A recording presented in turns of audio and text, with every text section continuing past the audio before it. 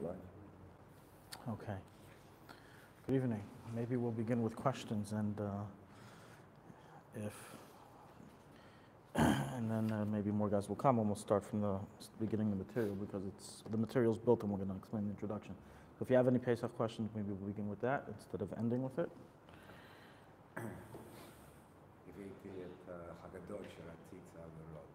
Oh, very nice. Okay, so I'll look at it after the class. The Haggadahs. No Pesach questions. Everything's clear. Baruch Hashem, unbelievable.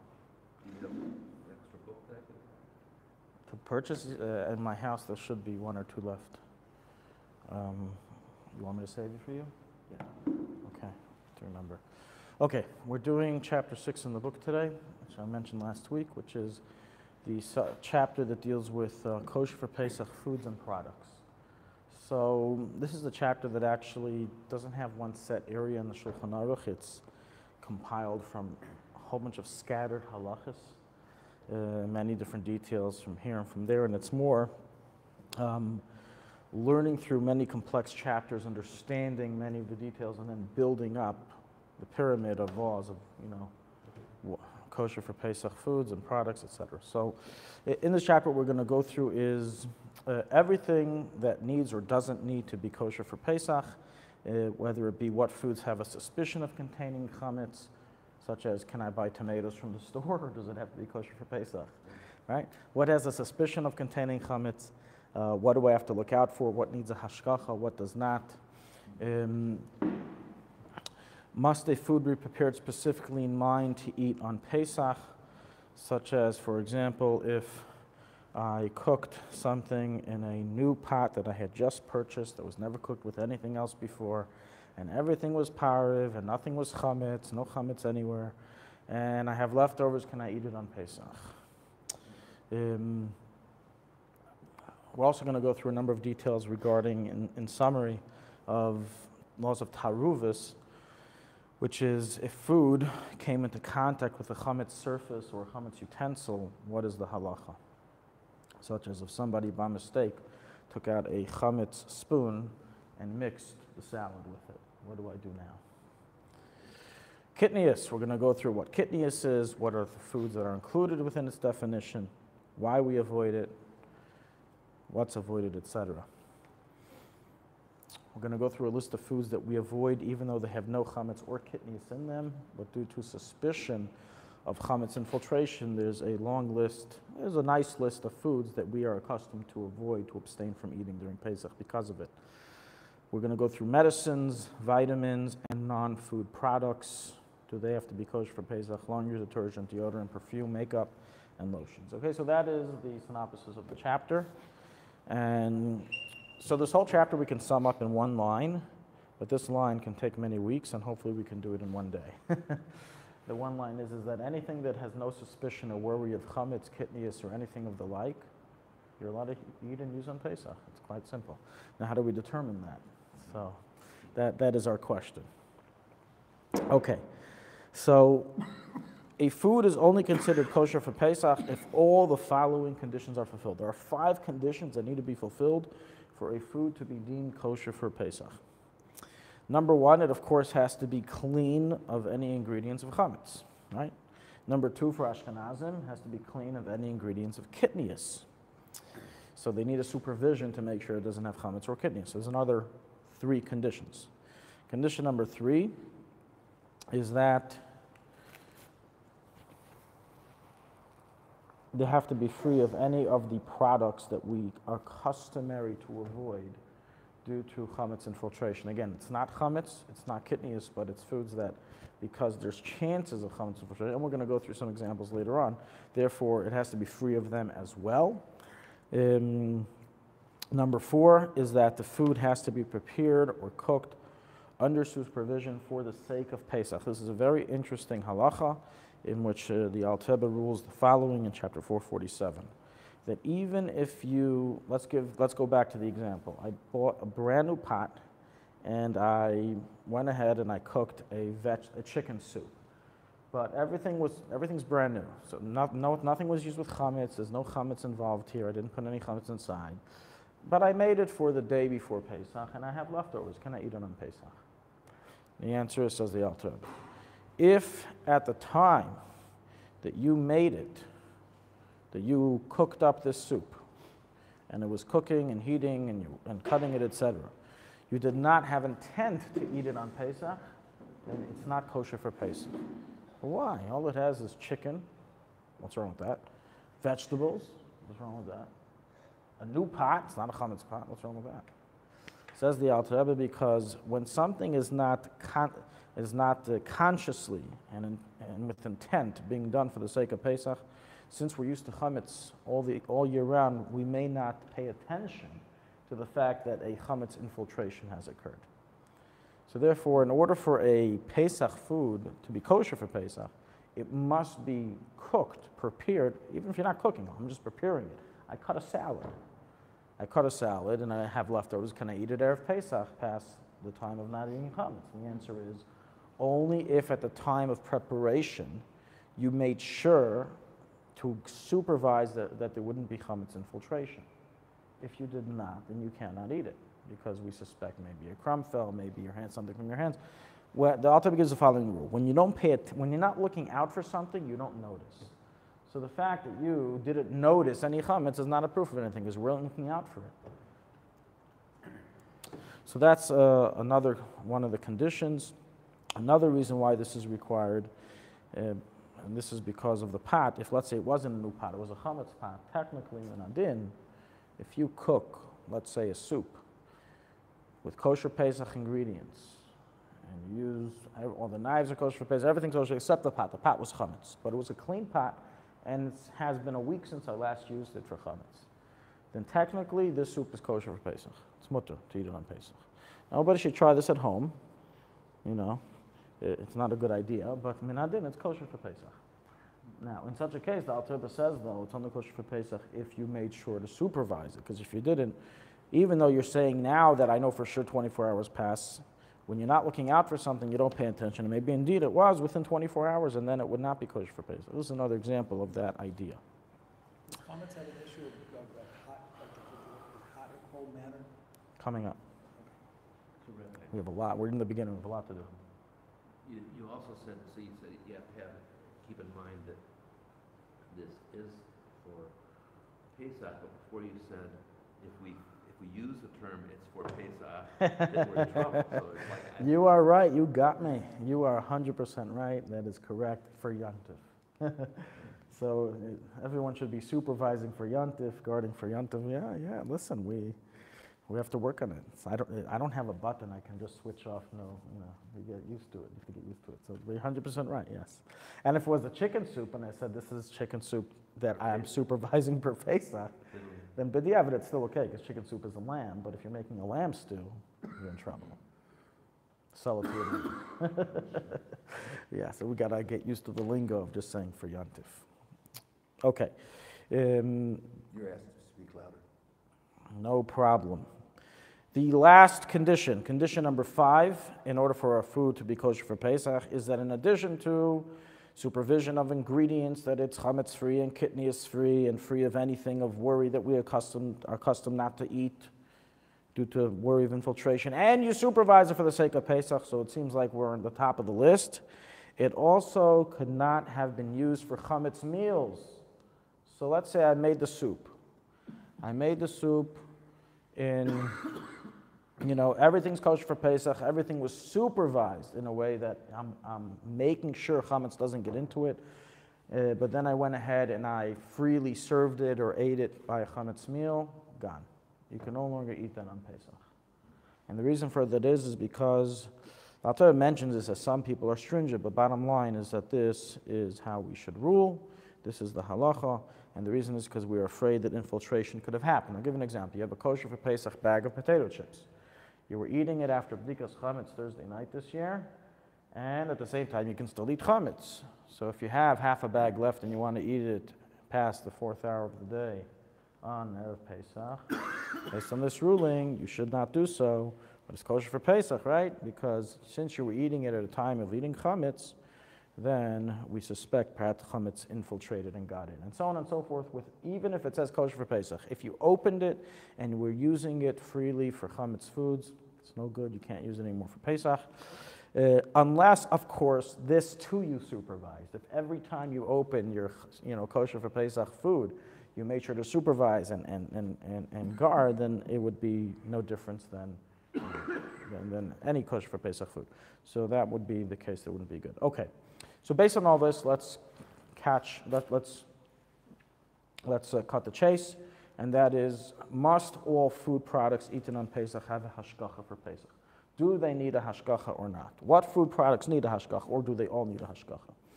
So the answer is as follows. Back in the day, food production was very simple. And being that it was very simple, what you assumed you were buying was what you were buying. You didn't have to worry that they were infiltrating anything else, with a few exceptions, but in general, what you bought, what you intended to buy, that is what you got. When you were intending to buy a cookie, what you got was some flour, some sugar, water, and eggs. That's it. But today, when you buy a cookie, you're getting about 1,000 other ingredients behind that. All right? So this is the complexity of the food industry. Now, because of this, just like we need hashgachas during the year, obviously we need very careful hashgacha during Pesach. Taking a food product, which you would never think has any chametz, and simply reading the ingredients doesn't help one bit. As the ingredients that are written in a product are only obligated to include from 2% and up. This is known in the food industry as non-trace ingredients. All trace ingredients do not have to legally be listed.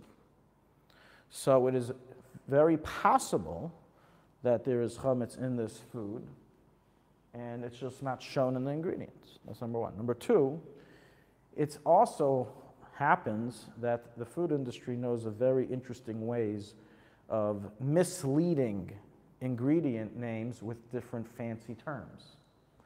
And therefore, most people may not know what it's referring to when they're reading it, but this may be a chametz derivative. I'll just give an example of where we have something which is a possible chametz derivative, which the novice won't know and won't pay attention to. Citric acid. Citric acid is used in many, many, many foods. Look at ingredients of many, many foods in production, you will see citric acid or one of its code names mentioned there. Now, how is citric acid produced? So to the novice, well, citric acid is, lemons, oranges, nothing wrong with that. I agree.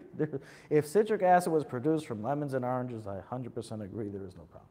What is the problem is that a very large percentage, I don't know if it's the majority, but a very large percentage of citric acid is produced from the growth of wheat.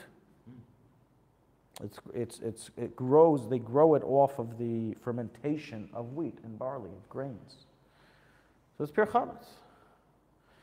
So if you see citric acid listed as an ingredient in something that just sounds like, oh, it's just, it's just non-chametz ingredients. No, that is the chametz ingredient. I'll tell you another case where, regarding citric acid, where people do pay attention, but this comes up. People ask, do you have to kasher your hot water urn for Pesach? I have a hot water urn. I only use it for hot water. Is water chametz? Of course not. Is there a difference in the water you have now and the water you have on Pesach? No difference. Same water. So that's not an issue. But there's 6 reasons of why there is possible chametz infiltration in that water urn, and therefore it either has to be kashered or purchased new for Pesach. I'm not going to go through all 6 right now, but I'm just saying, a simple question like this, where I've heard people say, oh, of course you can use your hot water urn, what's wrong with it? They didn't think through the 6 problems that are common that can cause an issue and make it chametz. One of them is, here in Israel, the water has calcium in it. It's called, avanim, rock. And what happens in water urns is that with time, the calcium accumulates and forms a white, thick covering on the surface and the bottom. And one of the ways that that is cleaned today is through citric acid. So if somebody went ahead and he cleaned, as many do, the water urn using citric acid, they in essence just boiled pasta in that water urn. Now tell me it doesn't need to be kosher.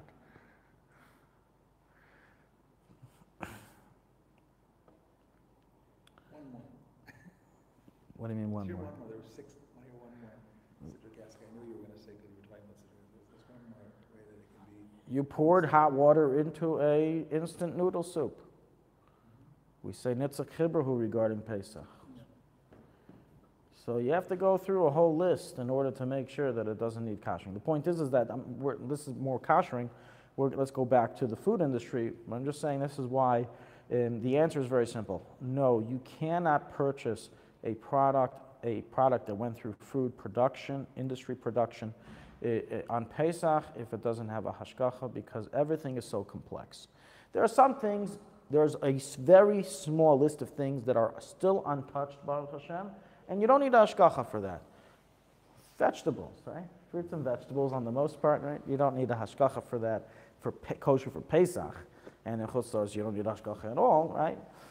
Because they don't have any worry at all of... But there are cases where they spray the fruits and vegetables with a starchy spray, which obviously would be a chametz problem if the starch comes from chametz. But again, unless you know of that, unless you're alerted, unless there's an alert that comes out that this is what's going on in this area, you wouldn't really have to worry about that. But in any ways, because of that, we are accustomed to peel everything, and that circumvents that whole issue to begin with. How does the idea of eating a chametz type thing that got chametz by vapor with the issue of you have to have a chazayas of chametz, then we have a problem? Chazayas of chametz is regarding the issur of owning min haTorah. What does that have to do with the issur of eating chametz, which is even a tiny drop? Eating, you can't even eat chametz. Of course not. You can't eat crumbs on Pesach less than a kazayas. No, okay, but he would have like a vaporized, okay. It's taste, the taste. We'll continue. We'll get to more details. Another example of things that don't need a hashgacha is ground coffee. Ground coffee doesn't need a hashgacha any time during the year, nor on Pesach, unless you are purchasing it from a store, a pitzuchim store, and they take the grains and they grind it for you in the store. Then I would be very careful. What if they're using the same grinder that they use for the wheat? Obviously, then we have a big problem. But regular coffee that's purchased from a factory, that's what they produce, coffee. They don't produce anything else. There is no worry that we know about, not during the year, not during Pesach, regarding it, although many people are stringent to make their own coffee on Pesach. But nonetheless, minadin, today anyways, you have ground coffee under hashgacha. It is definitely, it's available, the right kosher for Pesach on it, it's not a problem. But the instant coffees, not Instant coffee needs a hashgacha during the year and on Pesach because they have trace ingredients. 100% they need a hashgacha, especially that, let's not forget, instant coffee is cooked. Anything that's cooked, you have to ask the question, where was it cooked? Were the kalim, were the vessels in the factory used for other things? Ground coffee is just baked. It's baked, it goes through an oven, and we don't it's usually just an oven used for that. As if this changes and the coffee industry starts doubling up and doing other things aside for ground coffee in their machinery, then yes, I would agree that we would have to start worrying about ground coffee as well. But until that happens, there is no known worry. One more thing. Why don't we worry about the bologna sandwich, the cheese and bologna sandwich factory worker when it comes to ground coffee? Again, there is no, I understand what you're saying, and maybe you can even ask that since it wasn't prepared for the sake of Pesach, so therefore you can be worried that maybe, it wasn't prepared for the sake of Pesach, so it doesn't. So the truth is, I'll answer you in two ways. Number one is that if that was a requirement, that you have to have 4 eyes on every worker to make sure that no one is going to get chametz into the kosher for Pesach food, there literally exists no such thing as a kosher for Pesach food on the market. There would be no such thing as giving a hashgacha. It would be halachically invalid. Because go to kosher for Pesach factories, even with the Eidach Haredas, there are not 4 eyes on every worker. There isn't even 1 eye on every worker. They rely on Yotze v'Nichnas. And even if they have a mashgiach tmidi in the room, he's not able to cover 50 to 500 workers.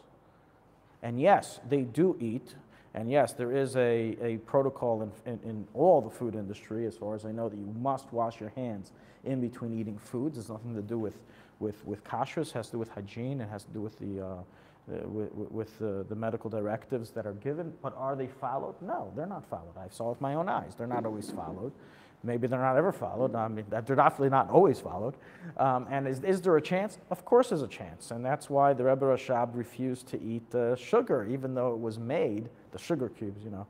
He refused to eat sugar as though it was made by a very chashuv chassid, one of the Guraris who owned the sugar factory, with special Pesach supervision just for the Rebbe Rashab. And when Gurari was pressing the Rebbe Rashab, why are you being so stubborn not to eat my sugar? He said, I'll show you. Took one of the cubes, smashed it, and out came a kernel.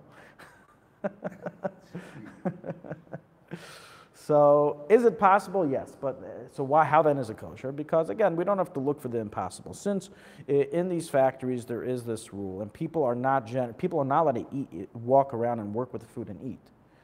You know, it's a policy. It's not like what we said before in your kitchen. There's no such policy in your kitchen. You can eat in your kitchen, take some of the chips and eat and snack. You do whatever you want. And if you were really careful and made rules, then yes, it would be able to be eaten during Pesach. And the same thing here. Since in general there is no worry of suspicion, therefore it would be okay. But yes, one of the reasons why people avoided sugar was because of the suspicion of goyim dipping their bread into the sugar water to make it tasty. That was a suspicion. But again, in kashrus, we don't have to suspect for, the far off case. What happened to the requirement that food have to be made for Pesach? Correct. So they have to be made for Pesach. As I said, they have to be made for Pesach in an event that it's happening in an area that has chametz around. But let's say the coffee factory, ground coffee, there's nothing else there. That's what it is. It's ground coffee. You have also ground coffee stores. It's just ground coffee. There's nothing else around. And that's why we don't necessarily have to worry about it. The same way we can buy apples that don't have to be kosher for Pesach. Why can you buy apples that are not kosher for Pesach?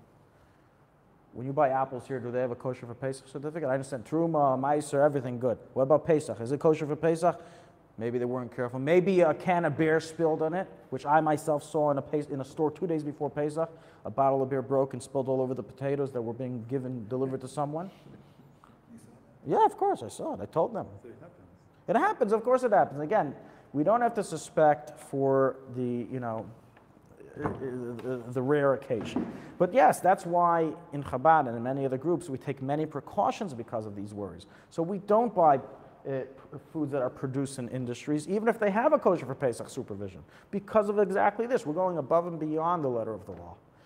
So will be telling us if If you do it for your own, you have to have the kavanah that it's for Yom Pesach. Or whatever. Yes.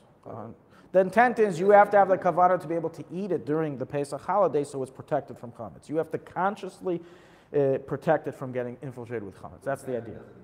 Of course it needs it if there's chametz around. If there's a factory that's producing chametz and producing other things, of course they need it. You can't give a kosher for Pesach hashgacha on that if there's anything else. But if let's say tea, another example, tea. Tea technically does not have to be kosher for Pesach. When I say tea, I mean just the 100% 450-year-old tea herb. That's it. I'm not talking about anything else. Today you have a million different types of teas. The original tea, which is the tea herb grown in Asia and India, etc., doesn't need a hashgacha, not during Pesach and not during the whole year. Why? Because that's all it is. It's just the tea herb. Now, I guarantee you there are hundreds of Indian workers that probably have eaten chametz and have come and worked on it. And by the way, they do give a kosher for Pesach certificate to Lipton and other tea herbs.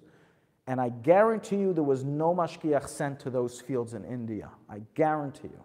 There was no mashgiach that watched anyone pick those herbs. So how can they give the hashgacha? So how can they give the hashgacha? Once again, because we don't have to suspect for the infiltration. It's not being worked in a kitchen. It's not being worked with other foods. That's the idea. And water? Water?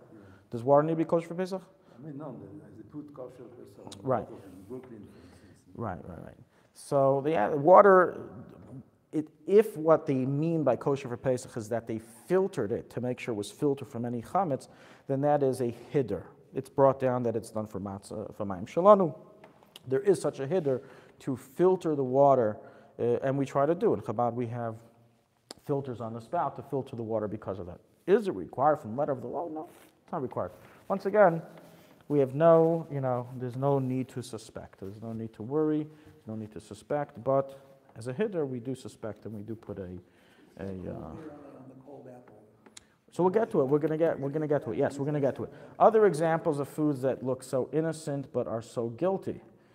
Black pepper. Black pepper is black pepper. What's wrong with black pepper? But unfortunately, in the market, a lot of black pepper is produced together with grains, not by mistake. It's not that once in a while a grain falls in with the black pepper and gets crunched together as one big happy family and looks like black pepper.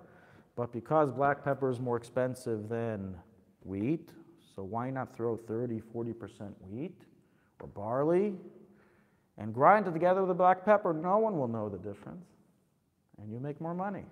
They do the same thing with wine, but that's not a kashrus issue. It's just a consumer issue where let's throw water into the wine, and you pay more for your wine. You're getting less wine in your bottle, right? So these are real things. We shouldn't be so naive to think that everyone's so honest and everyone's out to make an extra buck. That's the bottom line. Okay, so that's another example. So spices have a big problem. A lot of spices have a lot of infiltration, and based on this, I'll mention what I said last week regarding in the butcher shop. So I didn't think about this detail, but since a butcher shop contains also hot dog and salami, which are all processed meats with spices. And these spices have a chazaka that they have chametz in them. It's a chazaka they have chametz in them. And what? And grains. What do you mean in grains? Hot dogs? Well, here they actually put spices in it. They put cumin. They put. I remember in the factory when I was a mashgiach, they brought these huge sacks, cumin of all these different things. So it looks like cumin, but it's probably 40-50% flour, and they're pouring it in. And so then when he cuts that, his knife is all chametz thick, and he comes and he cuts your piece of chicken. Nonetheless, we're going to learn this. You can still wash it off, and I'm just saying there is the suspicion that we don't even pay attention that these things can be infiltrated into the foods. What about your fruit that's been sitting where the fruit sits all year long, and then all of a sudden you come to Pesach and you feel, that's like... Once again, so you wash it. So this is what we're going to go through soon, how to deal with if they've touched the chametz surface. What do we do when that happens? But the main thing that I wanted to get out of this is for us to all understand why it is very naive and incorrect to rely on an ingredient list on a product, as we really cannot tell what it does not have. And therefore, the only real thing that we can rely upon without hashgacha is non-processed things, or as I said, maybe tea or coffee, which there is no known infiltration, there's no known worry. Also, sugar today is another example. There's no known worry about sugar today. There's no known worry about salt today. But nonetheless, some are makbid. Kosher salt. Salt, table salt is barley malt. Table salt is barley malt? The standard ingredient in table salt is barley malt. Okay. I remember in the past years that there was a problem with iodized salt. Okay, I'll look into salt and Meretz Hashem in detail.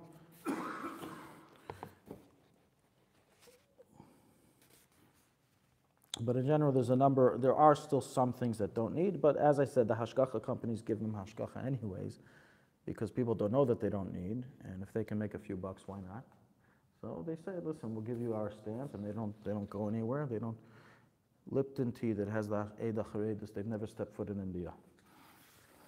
They've never stepped foot in those countries. What? Because it doesn't need a hashgacha. Okay. From what time on Erev Pesach must one be careful to only eat kosher for Pesach products? So we all know that the Isser of eating chametz begins not just the night of Pesach, which is the night of the 15th, but beforehand, starting from midday, and the sages added one more hour, so it starts from the end of the fourth hour from the fourth hour of the day and onwards is the Isser of eating chametz.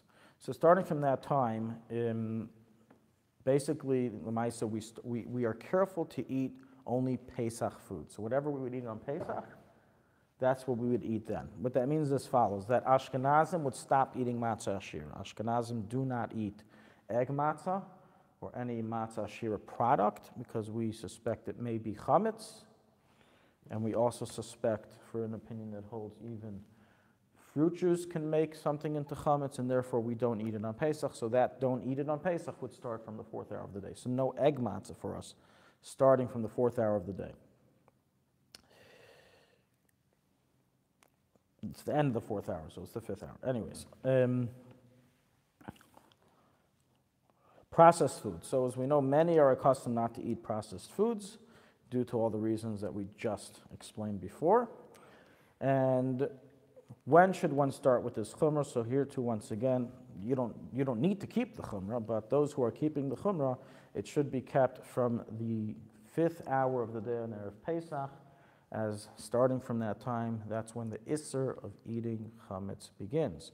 And since the reason why we don't eat processed foods is because maybe the guy stuck his pita into the sugar water, because maybe some infiltration has occurred, therefore the custom is to avoid it already from the fifth hour of the day. Likewise, spices and unpeeled foods, all this stuff, everything should be, those who are makbid, you should take all your chumras from the fifth hour of the day. Over some are lenient again. So you can be lenient the whole Pesach, you can be lenient. So these things aren't required from the letter of the law, but nonetheless, when we are machmir, it would make sense to be machmir from already Erev Pesach. Fourth hour, the fifth hour, It's the end of the fourth, which is the beginning of the fifth. It's meaning 4 hours have passed in the day. To make it very simple, Soif Siman Tefillah. That's the fourth hour of the day, meaning 4 hours have passed. Start of the fifth hour. Okay, we're now going to discuss foods that have come in contact with chametz foods or vessels. What is their status? Like you asked regarding fruits in the fruit drawer, et cetera, et cetera. So this is one of the most complex subjects in Hilchos Pesach, the laws of taruvus of chametz. If chametz has infiltrated into food, is it nullified? And in general, there's a difference between before Pesach and once Pesach has begun. Before Pesach, we have a number of classical laws of taruvus which chametz can be nullified. As opposed to, in contrast to, once the night of Pesach begins, chametz cannot be nullified. Now, nobody should think based on this, well, why are we so worried then about maybe the guy stuck his pita inside? Even if he did, it's nullified. It's before Pesach. You didn't buy the sugar on Pesach. You bought it before Pesach, right? So why should we be worried about this? It's nullified in 60 times. The answer is because, first of all, number one, there's an opinion who holds, and this is how the Yemenites rule, chayzer v'nir, that any chametz that infiltrated a food before Pesach, it's nullified till Pesach begins. Once the night of Pesach begins, it gets resurrected. And then it becomes asur again because, remember we said on Pesach, everything, chametz is asur, even the tiniest drop, even 1 to 1,000,000 ratio. So if it gets resurrected, it's no good. Yeah. And therefore, Teimanim, Yemenites, Baladim, they have to be very makbid not to purchase kosher for Pesach products such as spices and the like, because in kosher for Pesach spices, there is no 100% guarantee that not one speck of chametz has infiltrated.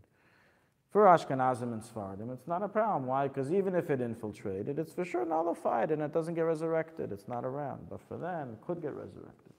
That's how the Rambam rules. That chametz gets a resurrection on Pesach from its state of bittul.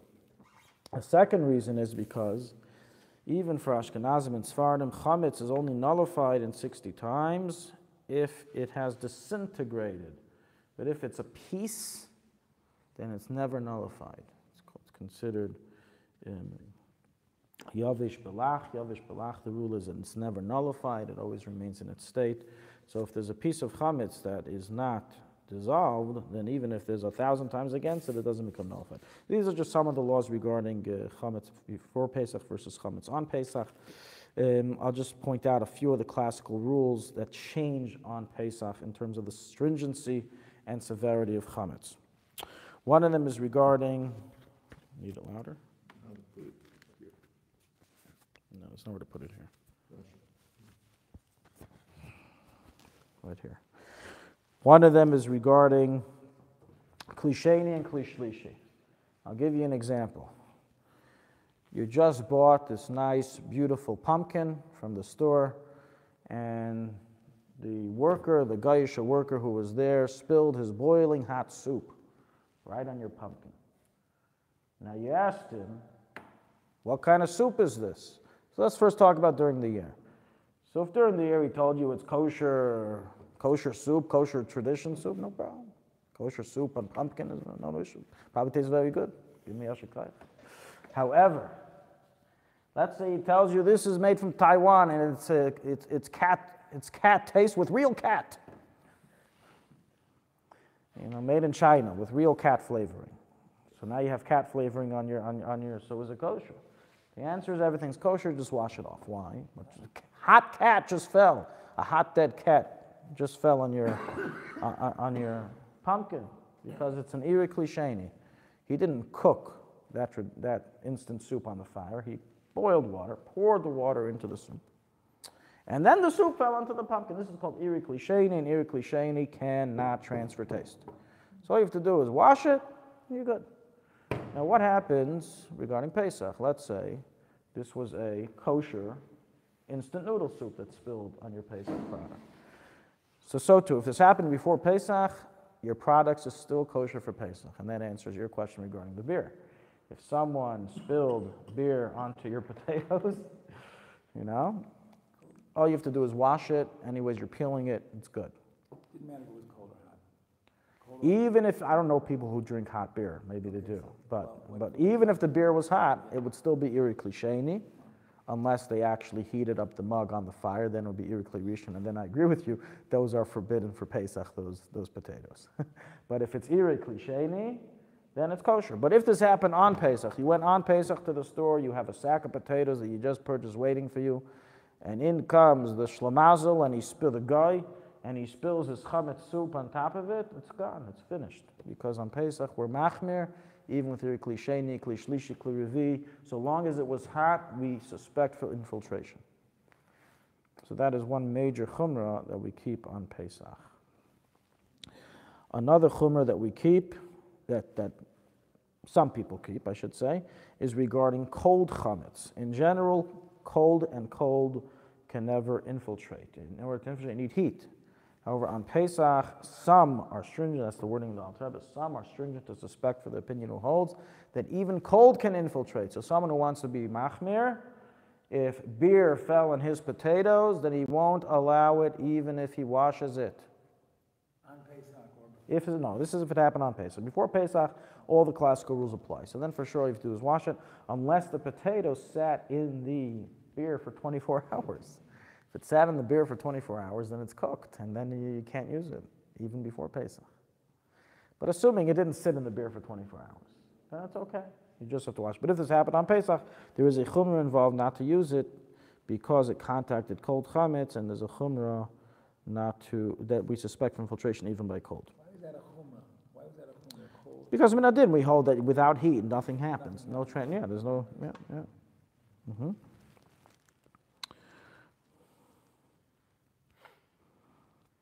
Means your drinking glasses that didn't have any. You could drink cold water, kosher water. Right. Enough water in Pesach out of a glass that's just cold and cold. You're asking a chametz glass? Yeah. Minhagim, from the letter of the law, it's mutter to do so, assuming that this glass cup did not have any chametz infiltration. If it did have chametz infiltration, such as you washed it with chametz, you were sitting in your sink and you pour the hot water from the pasta. Yeah, you boil pasta and you pour the hot water in your sink, and in that sink was sitting your cups. Never happens. No, yeah. Are we careful that doesn't happen the whole year? Of course not. That's why we kosher everything. And by Ashkenazim, we can't use glass, so that's why we don't use our glass cups for Pesach. Sephardim can, but Ashkenazim don't. Technically, it's a cold cup. So if you have no cups available, nothing, only the clean chametz cups, then yes, it's permitted for you on occasion to have a drink from it on Pesach. Is there an Eino Ben Yomo issue where if No, ben yom, not ben yom, it's cold. Everything's cold. So min adin, it's mutter to have a drink from it on Pesach. but with the problematic thing where there could be a hot something that get affected with it after 24 hours that it wear off? So that would be, so don't cook in it. It would be forbidden for you to cook in it. If you don't cook in it, you're just drinking from it, then it's not a problem, min adin.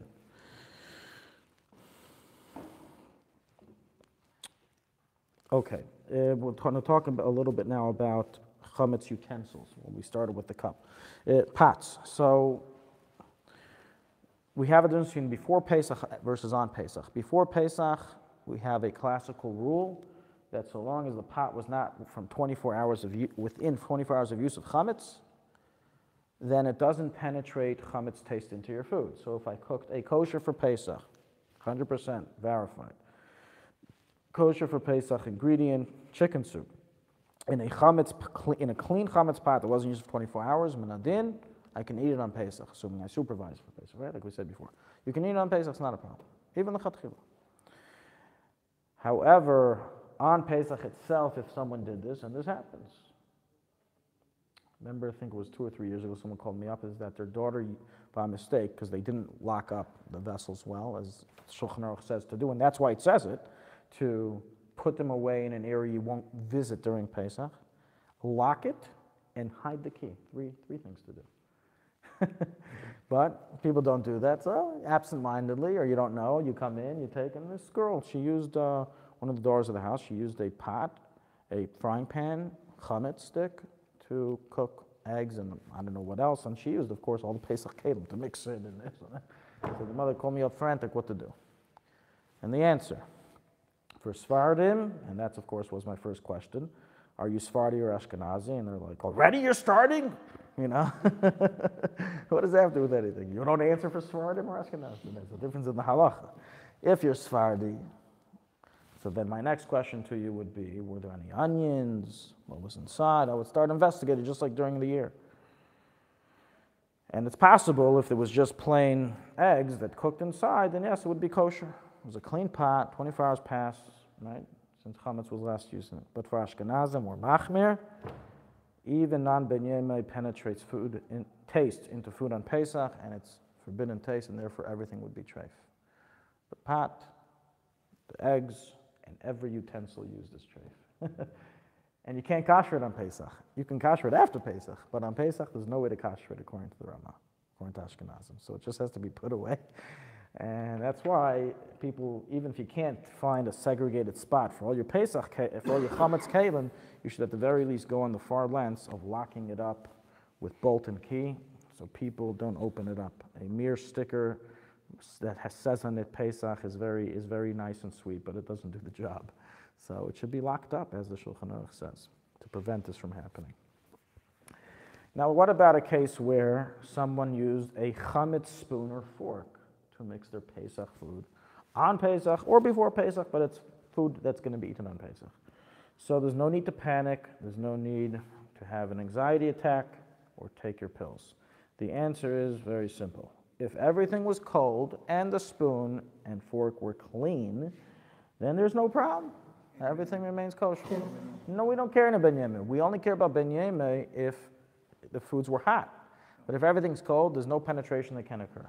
Again, chametz, even chametz, which we view as the greatest enemy of the Jewish people on Pesach, still works with the ways of nature. It's not sci-fi. It's not, if I mentally think about how, chametz entered into my kosher for Pesach chicken soup, according to halach, it's still kosher. The fact I thought about it doesn't actually penetrate chametz taste into the chicken soup, right? It's not magic. It has to work with the laws of halachic science, of transfer. And being that that's the case, so too, if it's a cold fork and a cold spoon, it's chametz stick that was used for your kosher for Pesach thing, then everything is okay. Now, what if it was hot?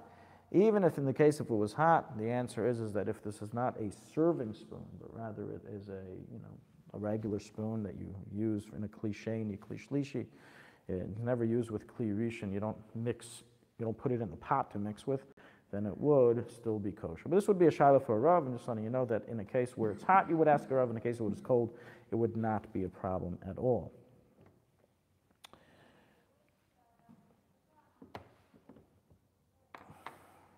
Of course, it's all b'diavad l'chatchila. We don't tell you you can use your chametz kalim.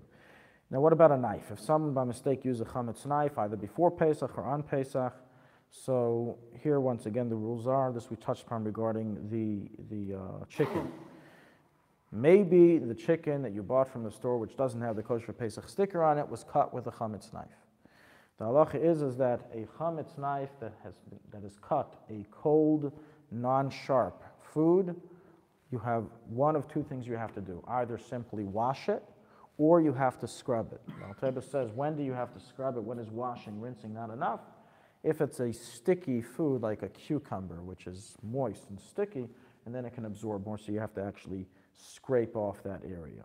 But otherwise, a mere rinse would suffice, and therefore, even in the case where the butcher went ahead and cut your fresh, 50-pound piece of meat that you're serving for your whole Seder for Pesach, and he cut it with his, you asked him afterwards, which knife did you use? I used my regular knife, I didn't know, I'm sorry, and I just used it before to cut. What did you use it to cut before? I cut a huge roll of salami, chametz, right? Even so, you still don't need to panic. You can go ahead and take the area that was cut and rinse it. If you want to be super machmir, give it a shave. Shave off that area. But there's no way that the chametz that was on that blade made its way further into the meat. That's just science fiction. That didn't happen, and therefore, Hot salami would make a difference? no, it wouldn't make a difference because the meat is cold. No. I'm buying frozen meat, or let's say fresh cold meat. So how is it going to penetrate? It can't penetrate unless there is heat. In other words, Or an onion. the knife can go through a hot salami and get straight. Where it's a piece of meat, it's raw meat, there's no onion. The knife can go through a chametz stick hot salami, as long as the chicken that you then use to cut the chicken that you cut and then next with the knife is, as long as that's cold, there's no penetration, even with a hot salami. If my chicken or meat that was cut with chametz knife was cold at the time that it was used with the cut, then in maximum, what I'll have to do is scrub down or scrape off that area of contact. But what if it was the hot salami that was hot? The salami is chametz, I can't eat it regardless. The salami is chametz, again, unless it was made kosher for Pesach, the salami is chametz. We said before, it has spices that didn't have shkacha for Pesach in them, unless it did. But if it didn't, then we assume it has flour.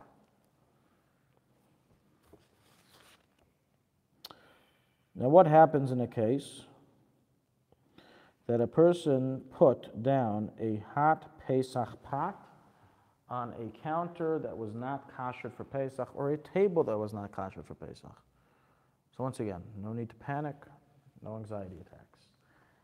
Everything is fine so long as two conditions have been fulfilled. Condition number one is that the surface is clean. It's a clean surface, and no chametz lying on the surface, which I would assume is the case in a kosher home. You clean for Pesach, so there's no chametz on any surfaces. So that's condition number one. Condition number two is that the bottom of the pot is dry. So if the bottom of the pot is dry, even if it's hot, if it's dry, you have nothing to worry about, everything remains kosher. However, if the pot is wet, or if there was chametz there, then of course it is a problem.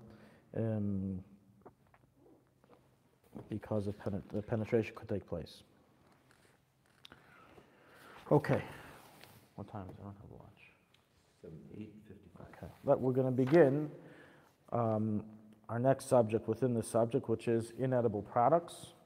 And that's as we mentioned before. So we went through this in different years, different details. So now we're going to go through, Meretz Hashem, the entire discussion. Again, this discussion is regarding must inedible products be kosher for Pesach? Shampoo, soap, perfume, deodorant, facial creams, oils, and cosmetics. What we're going to set up is a ikar adin. What is the letter of the law? What are any chumras that are involved that people may have? And where are cases that you don't, there's no need to be machmer at all. There is no chumra involved in such cases. You want to cover vitamins and medicines at one point? That's coming up, yeah. We're going to get to that. No, it's not. It's going to be next week in Meretz Hashem. We'll get to medicines and vitamins, absolutely. And kidneys, yeah. We have a few things left still. Okay. So once again, whenever we are discussing a chametz question, is there chametz infiltration? It's not just a question of can I use it on Pesach, but can I own it on Pesach? You're not allowed to own chametz on Pesach, right? So it's a question of also owning. So you can't just dismiss the subject and say, why are we even talking about shampoo and soap? Do I eat it? But you own it, right? You own it. If I went into your house and stole all your shampoo, what would you do? You say, I stole it, so you own it. It's yours. Okay, so are you allowed to own chametz on Pesach? So let's discuss, can you own chametz sticker soap? Now we shouldn't think that there is no such thing. There certainly is such a thing. They sell barley soap. They sell barley shampoo. And they claim there's real barley inside. I haven't checked, but that's what they write. They write there's real, maybe that's also forged, but they write that there's real barley inside, right? So barley is one of the 5 grains of chametz, so obviously that's chametz. I don't think they use kosher for Pesach barley, so in their shampoos. So the question is, can it be used, owned, etc.? And if not, then when do we have to suspect? So the answer is like this. In general, we rule that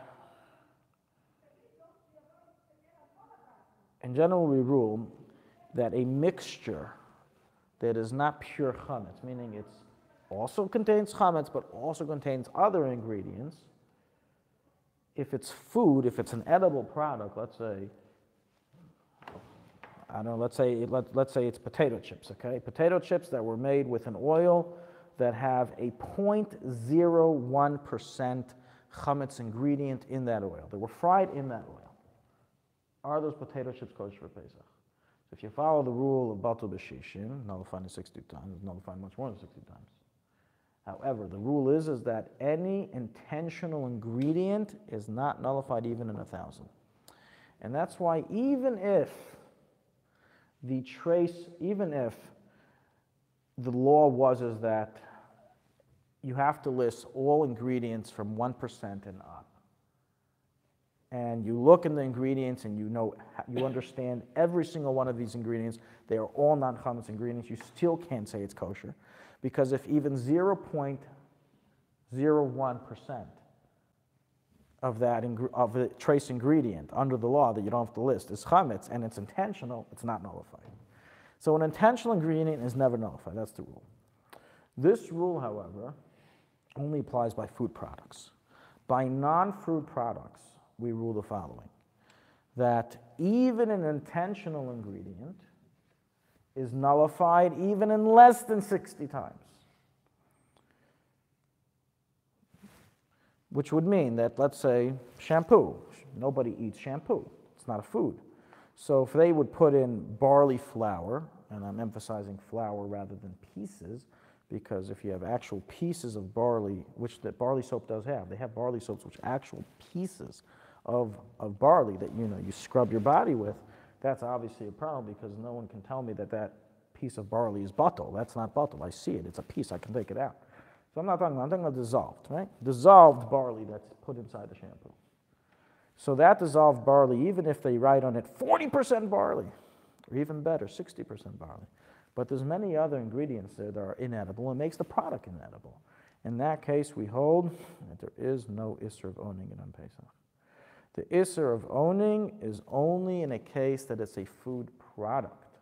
But if the chametz is either A, inedible to a dog, such as bread that has been around for 12 months and is completely inedible even to dogs, or it's a mixture that contains chametz, even if it's a lot of chametz, and the rest of the ingredients render it inedible, then it's allowed to be owned. That's halach. So therefore, so any product that's not edible for humans, dogs have nothing to do with it. The only times we enter dogs into the equation is if it's pure chametz. So if I plucked out those barley pieces from the soap and I gave it to my dog, and my dog says, "What do I look like to you?" and he won't touch it, then okay, then that too is not relachilas. Then everything's okay, we're good. But if he licks up and he likes the oats, then it's no good. But if it's just barley flour in the shampoo or soap, and I gave it to my dog and he loves it. He thought it was the most delicious bone he ever got. I don't care what the dog thinks. Would I eat it? Would a human eat it? No. Is it edible? No. It contains an edible ingredient, so regarding the laws of owning, there is no isser to own it. However, to eat it is a problem, but we don't eat these things anyway, so it's not really relevant. But technically, you're not allowed to eat the shampoo because there is chametz inside. So that's the general rule.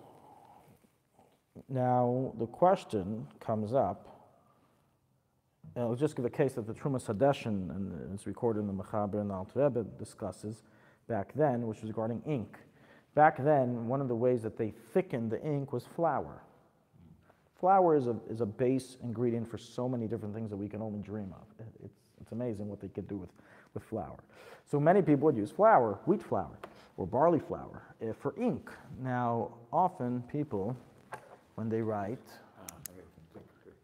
especially back then when you're using a quill, you had to wet it because the ink would dry, so they would put it in their tongue. So the question was asked at Trumas Hadeshin, can we write using chametz ink on Pesach, obviously during Chol Hamoed? Can you write using chametz ink? So he says like this: chametz ink that was manufactured before Pesach is not a problem. Why? Because it's manufactured before Pesach, we once again have all the ingredients. Is ink a edible product? No. So even if the dog loves ink, I don't care what the dog likes, it's not edible for humans. So therefore, the chametz that's in it is batal. But what about the fact that you're going to put it in your mouth? You're going to consume it. You're going to end up eating chametz. So he says the following: any chametz that is not edible for a dog, there's no isser to consume unless you intend to consume it. But if it accidentally got into your mouth, you don't transgress anything. So therefore he says that it's mutar to write with it, because even if you go ahead and put it in your mouth, since you're not intending to eat the ink, so therefore there is no isser at all, even if chametz involved in eating it. Next week we will go then into the third question, which is owning is okay, it's not a problem, and based on this is that you don't need to sell your shampoo and all those products to the guy, and some shtar mechira don't write that, some contracts don't write that, but some contracts do write that, and I brought it up a number of times to different people that I think it's very counterproductive that they write this in the contract. It should not be written in the contract, but some do write in the contract. But in any event, the good news is that in most contracts they also write that the guy gives you permission to use it. Minhagim, we all agree you're allowed to own it, okay? So you're allowed to own it. So why are they writing it in the contract? It's first of all, number one, chumrah. Chumrah, we're being machner, we're just being machner.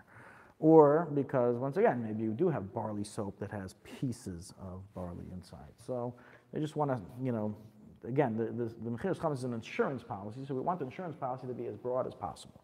So why not throw in everything? Throw in the shampoo, throw in everything. Everything's in, okay. And you can't use it. Oh, then stealing from the guy. So to counteract that problem, what hashgachas, what a lot of Rabbanim do in the Shtar Mechiras, and know from Rav Lando, this is what they did. When I spoke to Rav Lando about this specifically, I spoke to Rav Lando, who passed away just recently through his brother, Veli Lando. So I mentioned, there is no source for writing this in previous Shtar Mechira. This is something relatively new that we write all these stuff, products inside. And again, it can enter the stealing issues, but so he explained to me that he makes sure in his Shtar Mechira to write that the guy gives permission for people to use the products if they want to. So you avoid, but you have other Shtar Mechira, which they go like this unprecedented chumrah of selling all these products that you don't need to sell, you're allowed to own. And you're signing, it's a big problem, because when you're signing on the power of attorney, the Shtar Shah, you're in essence, it's like in law. You just signed your lawyer to be your representative and make decisions for you. You can't come back later to the judge and say, I don't agree with what my lawyer did for me, I don't agree. What do you mean you signed? You signed a power of attorney. If you had a problem, you should have read the contract. Why'd you sign? Am I correct? Thank you. So, right? So that's the same thing over here. So it's a big problem. So I can't say, well, I don't agree with that. You signed a contract. It has nothing to do with here the laws of Pesach, the laws of sale. This is the laws of Kinyan. You signed it, so now the Kinyan is made, so it's not your shampoo anymore. So those contracts who are machmir, again, unprecedentedly to write this, and don't go ahead and write, that the guy gives permission. I think they're doing a very big mistake. They're being machshel people in stealing. So if you go ahead then and use your shampoo or soap or anything else that's not kosher for Pesach, you're stealing from the guy. So this is an issue. Emerge Shem, next week we will go into benefiting from the products. We've discussed this in the past. We're going to review it again and go through a whole bunch of list of different things as well if they need to be kosher for Pesach. Huh? The original contracts didn't write these things. Okay, out. The Alte Rebbe's contract, it's not there. The original contract, it's not there, all these things. And they had soap. Soap existed back then, so it's not like something developed only now. Soap existed back then, shampoo existed back then. They didn't write in the contracts. Those who do want to write it, because again, what usually happens, what I've seen from studying many contracts, is that one Rav of a city would come up with a chumrah, and again, since it's an insurance policy, so like the chumrah would spread like a wildfire, just every Rav started doing it, because no one wants to hear, oh, his star mechir is a better insurance policy than my star mechir. So everyone's grabbing all the chumras, and not always is everyone paying attention of the side effects of them, of what you're doing. So Rav Landau told me that any Rav who doesn't write this in the contract, I wouldn't rely on his star mechir, because it shows that he's a novice. He doesn't know what he's doing. This point of stipulation that you're giving the guy gives permission for you to be able to use it, so you avoid the stealing issue. You said a Rav who doesn't write that as a contract, you cannot rely on the shtar mechira. I have not studied his contract. I have no idea, but it was written by his father. His father was the one who wrote the original one, Rishvitsky. Oh, I see what you're saying. Because the one that brought Yeah, I haven't studied. Most shtar mechira is only available on the Rav's desk. The Rav is the only one that has a copy, and the one or two people. So I haven't studied, it's not like available, there's no archives you can just get. You have to actually speak to them and get it sent to you.